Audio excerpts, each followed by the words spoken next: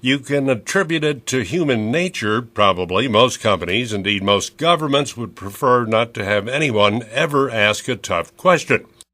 It takes a lot of time to answer, sometimes difficult to answer. But that's not the path to success, as responsive companies and governments already know. Their constituents pay the bill.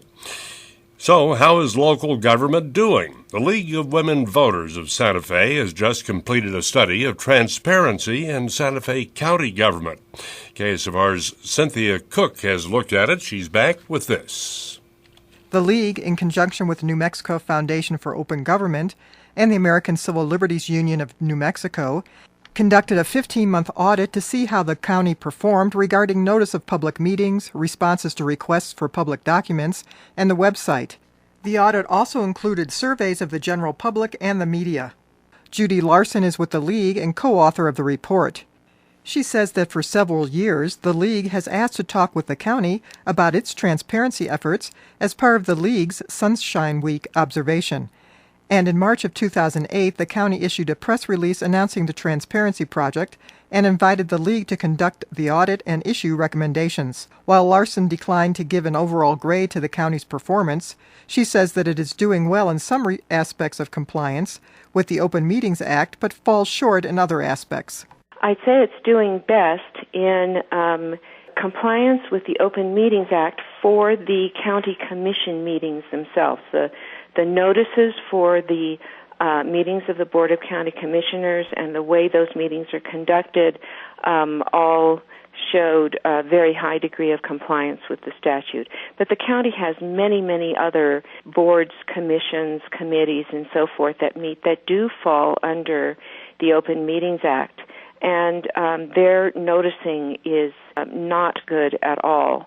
And in fact, there were several meetings that needed to be called off during the course just of our project because adequate notice had not been given. And the County Development Review Committee, which issues rulings on a lot of land use issues, had to redo quite a number of its decisions recently because adequate notice had not been given of the meetings at which those decisions were first made. The report found that when the auditors requested documents, the response was quite good. But the report also found that anecdotal evidence based on discussions with the public and media contradicted the audit's findings. Lawson continues. With respect to documents, we had an interesting situation. For our formal audit, we found really excellent compliance with the law for about half of the documents we requested, and then, results that were less good for some of the rest, including a couple where they just sort of never got back to us at all.